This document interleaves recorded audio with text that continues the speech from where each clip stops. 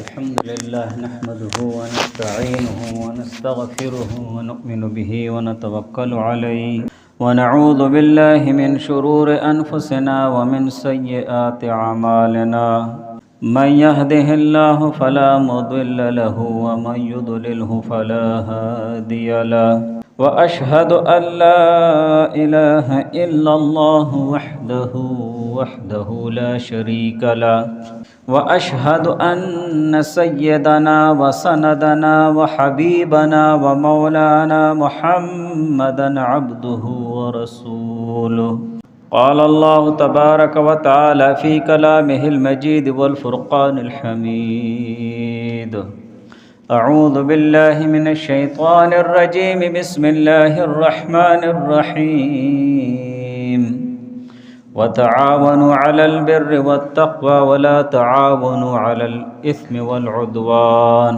صدق الله العلي العظيم قال الله تبارك وتعالى في شان حبيبه إن الله وملائكته يصلون على النبي يا أيها الذين آمنوا صلوا عليه وسلموا تسليما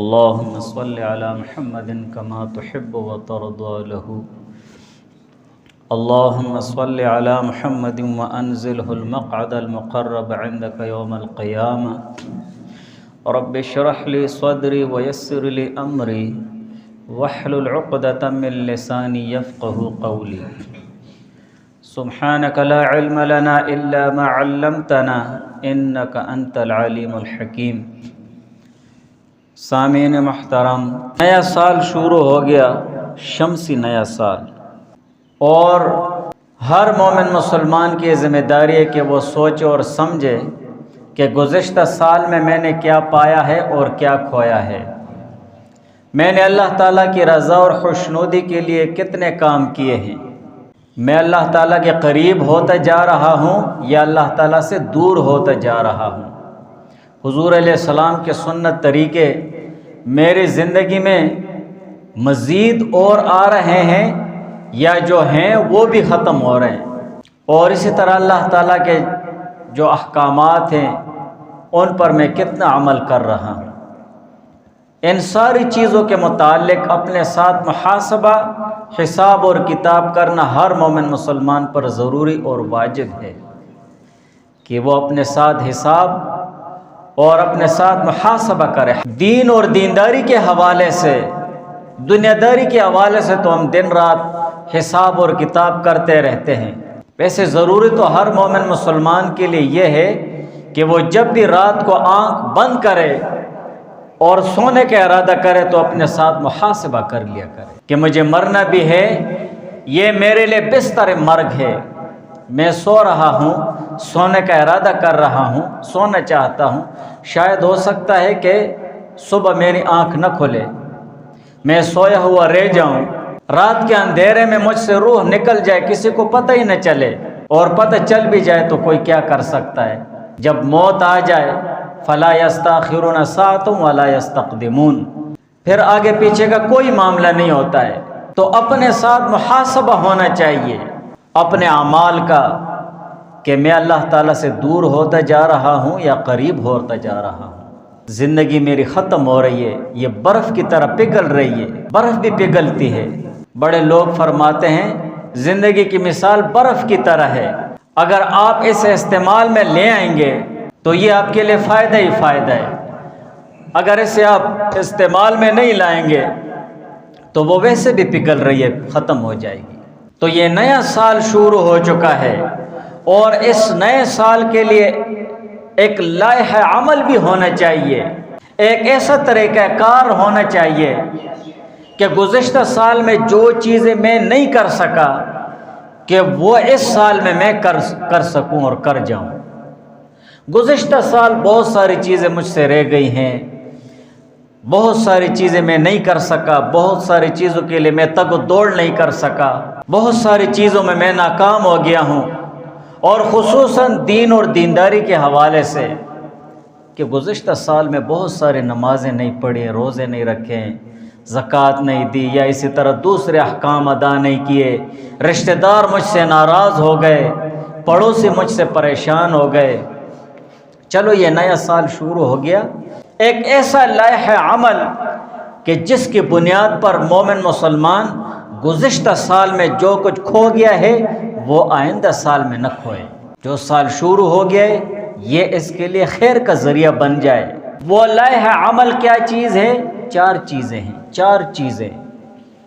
4 چیزیں ہم صرف اس سال کے لیے لائحہ عمل نہیں ہے، بلکہ یہ پوری ہماری زندگی گزارنے کے لیے ایک دستور اور ایک طریقہ کار اور ایک قانون اور ایک لائحہ عمل ہونا چاہیے۔ بس یہ اپنے ارد گرد ان 4 چیزوں کا دائرہ بنا دو کہ اس دائرے سے مجھے پار نہیں نکلنا ہے۔ یقیناً کہ ایسے شخص کی زندگی کا ہر ایک لمحہ بہت قیمتی ہو جائے گا۔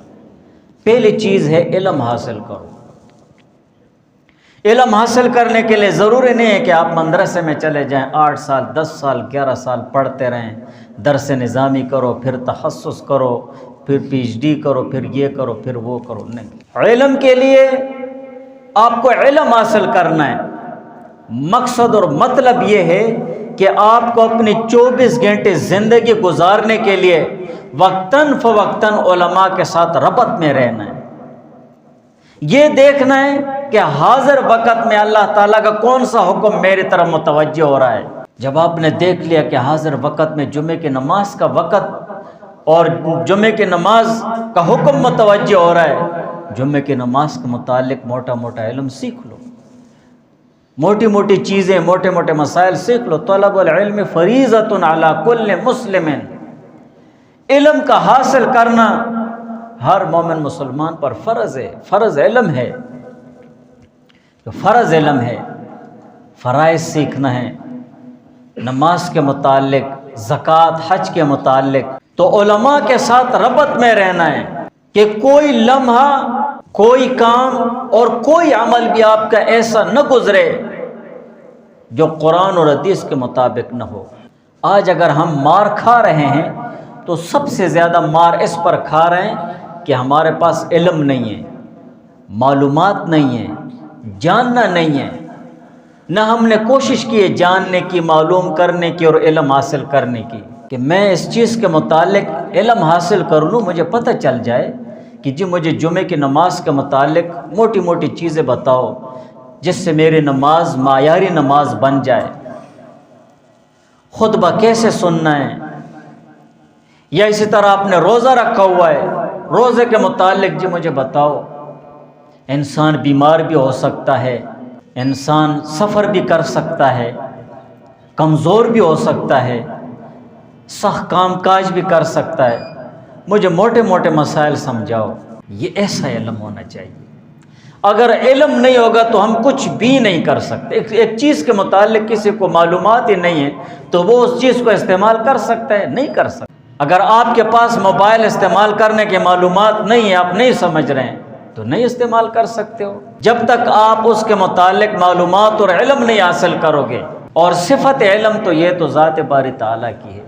العلماء ورثۃ الانبیاء، اگر بڑے بڑے علماء کے فہرست میں نہیں آ سکتے تو سیکھنے والوں کی فہرست میں تو داخل ہو گیا نا، کہ سیکھنے والا طالب علم ہے۔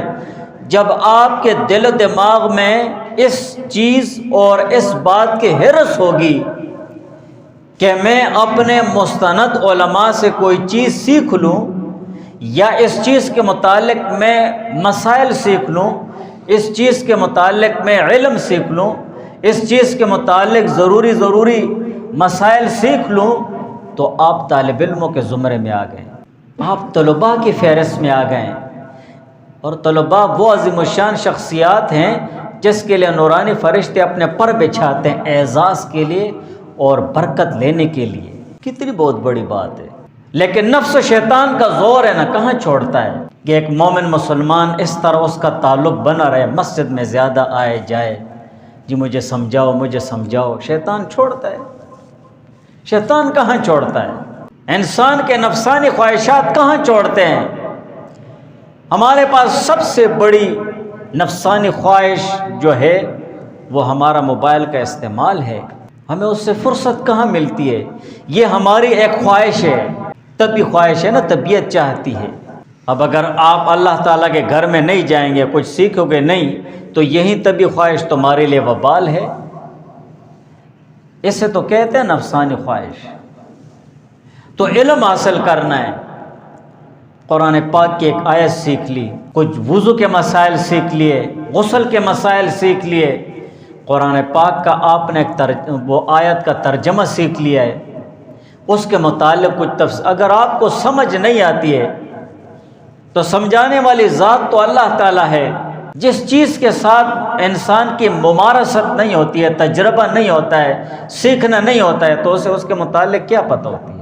جب ہم بھی نہیں پڑھ رہے تھے تو کچھ بھی پتہ نہیں تھا۔ بجلی کے متعلق مجھے کیا پتہ ہے؟ بالکل نہیں پتہ، بجلی سے میں ڈرتا ہوں، اس لیے بجلی کا کام میں نے سیکھا ہوا نہیں ہے۔ اب میں اسے سیکھوں گا تو مجھے پتہ چلے گا۔ اسی طرح مومن مسلمان علم حاصل کرتے رہو، یہ حرص ہونی چاہیے دل و دماغ میں۔ اور مومن مسلمان کی شان بھی ایسی ہونی چاہیے کہ دین اور دینداری کے حوالے سے کوئی نہ کوئی بات اس کے دل و دماغ میں گردش کرتی رہے، چیز میرے ذہن میں آ گئی ہے لیکن اس کے تہ تک مجھے پہنچنا ہے، وہ اپنے پاس نوٹ کر لیتا ہے، فارغ وقت نکالتا ہے۔ وقت لینا چاہیے، پھر اپنے علماء سے ربط میں رہو، سیکھو، قرآن سیکھو، حدیث سیکھو، مسئلے مسائل علم حاصل کرو۔ جب تک علم نہیں ہوگا تو آپ کچھ بھی نہیں کر سکتے، بس اسی طرح ہوگا۔ دوسرے نمبر پر ہے تزکیہ اور اصلاح۔ تزکیہ اور اصلاح، یہ ہمارا جو ادارہ ہے تو یہ سارے جتنے بھی یہاں پر ورکر ہیں، افسران ہیں، تو یہ عوام ہیں، عوام عام لوگ ہیں۔ اور اگر آپ مدارس کی طرف جائیں اور یا اسی طرح تبلیغ میں جائیں یا دوسرے کسی دینی ادارے میں جاؤ، خانقاہوں پر جاؤ، تو وہاں پر یہ تزکیہ اور اصلاح کا ایک مکمل مربوط نظام ہوتا ہے۔ تزکیہ اور اصلاح کا، تزکیہ اور اصلاح ایسے کہتے ہیں کہ اخلاق رذیلہ نکل جائیں اور اخلاق حسنہ سے آراستہ ہو جاؤ، اچھے اخلاق آ جائیں، حضور علیہ السلام کے اخلاق آ جائیں۔ اور اسی طرح یہ بنیادی طور پر ہے یہ تزکیہ ہے۔ قرآن اور حدیث میں تزکیہ ایسے کہتے ہیں جو فرض ہے ہر مومن مسلمان پر، اور حضور علیہ السلام کے مبعوث اور پیغمبر ہونے کی اور دنیا پر اللہ تعالیٰ کی طرف سے دنیا پر بھیج کر پیغمبری ملنے کا ایک بنیادی منصب یہ بھی ہے کہ وہ یزکیہم، اپنی امت کو قرآن کی تعلیم دے کر ان کا تزکیہ کرتا ہے، ان کو پاک کرتا ہے اخلاق رذیلہ سے، گندے اخلاق، برے اخلاق۔ اب جب یہ عوام کا ادارہ ہے اور ہم سارے کے سارے عوام ہیں اور عام ہیں، تو تزکیہ اور اصلاح کے متعلق پہلے تو ہمیں پتہ نہیں ہوتا ہے۔ جب پتہ چلتا ہے تو اپنا تزکیہ اور اصلاح کرنے کی فکر ہی نہیں ہوتی ہے، چھوڑو پر یار، ہم یہاں پیسے کمانے آئے یا نمازیں پڑھنے آئے ہیں، وہاں بیوی بچے بھوک سے مر رہے ہیں، اور یہاں تم کہہ رہے ہو کہ بس تزکیہ اور اصلاح کرو۔ یہ نفس و شیطان کا ایک زور ہے، نفس و شیطان کا زور ہے۔ تو دوسرے نمبر پر بنیادی چیز کیا ہے؟ اصلاح اور تزکیہ ہونا چاہیے۔ ایک دوسرے کے پیچھے لگ جاؤ، اپنے بہت قریبی ساتھی ہو تمہارا، اس سے کہو یار مجھ میں کچھ بیماریاں ہیں، تو میں بتاتا ہوں المؤمن مرآۃ المؤمن، تو میں اسی لیے بتاتا ہوں کہ ایک مومن مسلمان دوسرے مومن مسلمان کے لیے آئینہ ہے۔ آئینہ جھوٹ بھی نہیں بولتا ہے اور رسوا بھی نہیں کرتا ہے، آئینہ اصلاح کرتا ہے۔ جب شیشے میں آدمی دیکھ لیتا ہے او ہو یہاں پر گند لگا ہے، تو سب کو تو نہیں بتا رہا ہے کہ قاری صاحب کے یہاں کچھ مٹی لگی ہوئی ہے، بس نظر آ گئی ہے ہٹا دی ہے۔ مومن مسلمان اپنے ساتھ والے سے کہو، سننے والا بھی اللہ تعالیٰ کی رضا کے لیے اخلاص سے سنے اور صحیح مشورہ دے، اس سے کہ یار بس مجھ میں بیماری ہے، جھوٹ بہت بولتا ہوں، میری ہر دوسری تیسری بات جھوٹ ہوتی ہے، ہر دوسری تیسری بات جھوٹ ہوتی ہے، صرف یہاں نہیں بولتا ہوں، گھر میں بھی جھوٹ بولتا ہوں، باہر بھی جھوٹ بولتا ہوں۔ میں آپ سے ایک درخواست کرتا ہوں کہ میرے پیچھے لگ جاؤ، اس جھوٹ کو مجھ سے ختم کرنے میں میرے ساتھ مدد کرو، یہ آپ کی مجھ پر بڑی مہربانی ہوگی۔ یا میں باتوں باتوں بس گالیاں دیتا رہتا ہوں، گالیاں دیتا رہتا ہوں، گالیاں دیتا رہتا ہوں، یار آپ کی بڑی مہربانی ہوگی، میری تھوڑی اصلاح کر لیا کرو۔ اگر آپ مجھے تھوڑا بہت غصہ بھی کریں گے تب بھی چلے گا، کوئی بات نہیں ہے، لیکن میرے پیچھے تھوڑا لگ جاؤ کہ یہ گالیاں بار بار گالی دینا، یہ گندی عادت مجھ سے نکل جائے، یہ گندی عادت مجھ سے نکل جائے، تھوڑی بہت اصلاح میری شروع کر دو۔ اور تیسرے نمبر پر چیز ہے دعوت خیر ہونی چاہیے، دعوت خیر ہو، خیر خواہی ہو، رفع رسانی ہو، دعوت خیر ہو۔ جب آپ ایک ادارے میں رہ رہے ہیں، معاشرے میں رہ رہے ہو، مومن مسلمان کی شان ایسی ہونی چاہیے کہ اس کے دل و دماغ میں ایک ہی چیز گھومتی رہے کہ میں کس کو خیر پہنچا دوں، کس کو خیر پہنچا دوں، کس کو نفع پہنچا دوں، زبان سے، ہاتھ سے، مال سے، کچھ اور کوئی اس کے ساتھ خدمت کر دوں، دعا دے دوں۔ دعوت خیر ہونی چاہیے، رفع رسانی ہونی چاہیے۔ اگر تمہیں کوئی مومن مسلمان دعوت خیر دے رہا ہے، رفع رسانی کر رہا ہے، نفع پہنچا رہا ہے، آپ کو اصلاح کی طرف بلا رہا ہے، اگر وہ تمہیں دو چار کے بھی دے تو کیوں دل پر لے رہے ہو، کیوں دل پر لے رہے ہو، کیا تکلیف ہے؟ وہ کون سا تمہیں دوزخ کی طرف کھینچ رہا ہے، یا گالیاں دے رہا ہے، یا برا کہہ رہا ہے؟ جب ایک آدمی تمہاری اصلاح کر رہا ہے، تمہیں نماز کا کہہ رہا ہے، تو ٹھیک ہے یار، بالکل اللہ تعالیٰ آپ کا بھلا کرے کہ تمہیں اللہ تعالیٰ نے مجھے خیر کی طرف بلانے کی توفیق دے دی ہے، یقیناً مجھے اللہ تعالیٰ خیر کی طرف لے جائے گا، خیر کی طرف لے جائے گا۔ وہ شکر کرنا چاہیے کہ کوئی ہمیں کہہ دے کہ یار نماز پڑھ لے، گالی نہ دے۔ جب ایسا کوئی بھی نہیں ہوگا تو پھر کیا کریں گے؟ پھر تو زمین کا اوپر نہیں، زمین کے اندر ہی نیچے ہم ٹھیک ہوں گے۔ دعوت خیر ہونی چاہیے، ایک دوسرے کو خیر کی طرف بلاؤ۔ علماء حضرات فرماتے ہیں جس شخص میں جس چیز کی کمزوری ہوتی ہے اس کی دعوت دیتا رہے۔ اگر آپ میں نماز کی کمزوری ہے، نماز کی دعوت دیتے رہو۔ آپ میں روزہ رکھنے کی کمزوری ہے، روزوں کی دعوت دیتے رہو، فضائل بیان کرتے رہو، روزہ چھوڑنے کے وعیدات بیان کرتے رہو۔ اور جس مومن مسلمان میں کوئی ایسا گناہ ہے جس سے اس کی جان نہیں چھوٹ رہی ہے، اس گناہ کو ختم کرنے کا پرچار کرتا رہے۔ یار بہت سخت گناہ نہ کرو۔ جب بار بار ایسے کرو گے نا تو تمہارا ضمیر تمہیں خود ایسے ملامت کرے گا کہ اس گناہ کو مرتے دم تک نہیں کرو گے۔ دعوت خیر ہونا چاہیے۔ ہمارا یہاں پر ماحول بالکل دعوت خیر ہے ہی نہیں۔ اگر دعوت خیر کا تھوڑا سا ماحول بن جاتا ہے، رفع رسانی کا ماحول بن جاتا ہے، دو چار شیطان کی طرح میں انگلی کرنے لگ جاتے ہیں۔ بھائی تمہیں انگلی کرنے کی کیا ضرورت ہے، کیا تکلیف ہے؟ تم خود نہیں کرتے تو دوسروں کے لیے کیوں ٹینشن لے رہے ہو؟ چھوڑو، وہ تو جائے نا۔ دعوت خیر ہونی چاہیے، بھلائی کی طرف بلاؤ، رفع رسانی کرو۔ اور چوتھے نمبر کی چیز ہے خدمت خلق۔ خدمت خلق، ہر مومن مسلمان کے دل و دماغ میں یہ چیز ہو کہ میری زندگی کا ایک ہی مقصد ہے کہ میں خدمت خلق کرتا رہوں۔ یہاں پر جب ہم اس ادارے میں رہ رہے ہیں، ہم میں سے ہر ایک کے دل و دماغ میں کوئی بھی ایسا نہیں ہے کہ جس کے دل و دماغ میں چیز ہو کہ میں خدمت خلق کی بنیاد پر اس مسلمان کے ساتھ تھوڑی اچھائی کر لوں۔ نہیں بس ہر ایک بس میں رہ گیا ہوں، میں اس نے وہ ہو گیا وہ آ گیا، نہیں بھائی، خدمت خلق کا جذبہ ہونا چاہیے۔ الخلق عیال اللہ فاحب الخلق الی اللہ من احسن الی عیالہ۔ دیکھو خدمت خلق کرو، اللہ تعالیٰ اس پر راضی ہوتے ہیں۔ حضور علیہ السلام کی حدیث مبارک ہے، حضور علیہ السلام فرماتے ہیں جو کسی مومن مسلمان کی حاجت روائی کرتا ہے اور اس کا یہ مقصد ہو کہ یہ مومن مسلمان خوش ہو جائے گا، دعا دے دے گا، فقط سرنی، حضور علیہ السلام فرماتے ہیں مجھے خوش کر دیا ہے، مجھے خوش کر دیا ہے۔ ومن سرنی سر اللہ تعالی، جس نے مجھے خوش کر دیا اس نے اللہ کو خوش کر دیا، جس نے اللہ کو خوش کر دیا ادخلہ اللہ الجنہ، اللہ تعالیٰ اسے جنت میں داخل کر دیں گے۔ یہ خدمت خلق کا صلہ ہے، لیکن ہم اخلاص سے کرتے نہیں ہیں۔